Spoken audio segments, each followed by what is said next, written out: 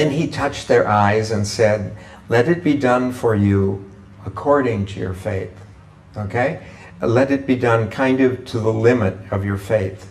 We are going to watch again that I think when you receive a cure or a healing from God, and I have seen many people cured in my lifetime, I have never once seen an instantaneous cure.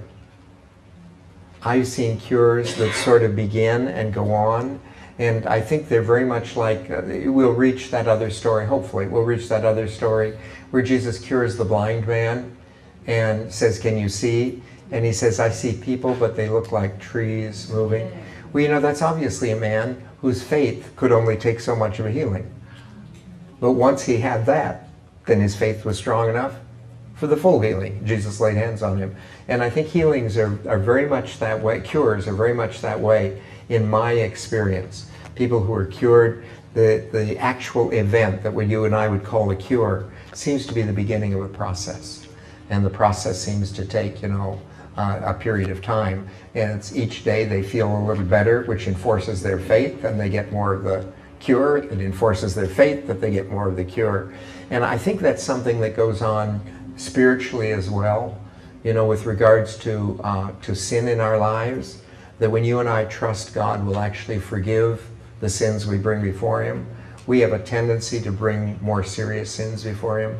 Because I think, you know, the deepest, most serious sins in our lives are not events. The deepest, most serious sins in our lives are attitudes. And you know, I may be really hateful towards a person. It's a long time before I will confess I'm hateful towards the person. What I will confess was I spoke wrongly to them, or I said something about. Those are the things I tend to confess, which are the events. But the problem is my attitude. That's really the problem. But I think, you know, we sort of trust Jesus with events until finally we realize He's perfectly capable of forgiving everything.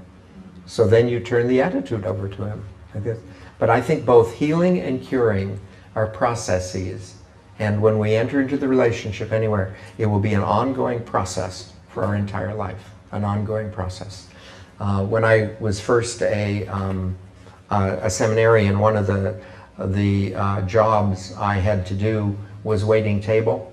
And in waiting table, I had a steam table with plates on a spring.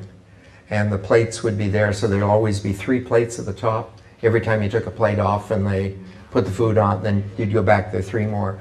I've often thought sin was that way in my life, that God has allowed me always to see there's only about 3 things I need to correct, and I will be perfect. However, every time I correct one of them, I look back and there's still 3 of them. And I think God in His infinite mercy is never going to allow me to see that stack of plates. I'll always see 3, you know? And I can always work on it. And I honestly think that's the way healing and curing are. They go on in that way in our lives, that this ongoing process. And if it ever occurred to us how much we actually needed to be cured of or healed of, I don't think we'd ever start the process at all. Spirit, fall fresh on us, fill us.